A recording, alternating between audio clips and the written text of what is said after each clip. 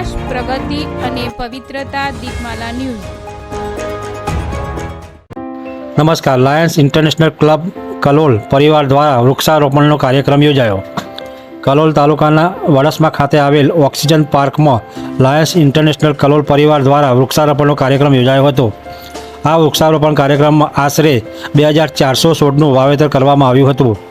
આ કાર્યક્રમમાં લાયન્સ ક્લબના PDG Lion Bharatbhai Rao, second VDG Lion Arvindbhai Patel, ZC Lion Dashrathbhai Patel, RC Lion Sanjaybhai Patel, DC Lion Rajnikantbhai Shah, DC Lion Prakashbhai Patel, DC Lion doctor Ojasbhai Patel, region chairman Lion Avdheshbhai Gupta તેમજ કલોલની તમામ Lions ક્લબના પ્રમુખ, સેક્રેટરી તથા સભ્યો ખૂબ મોટી સંખ્યામાં ઉપસ્થિત રહ્યા હતા.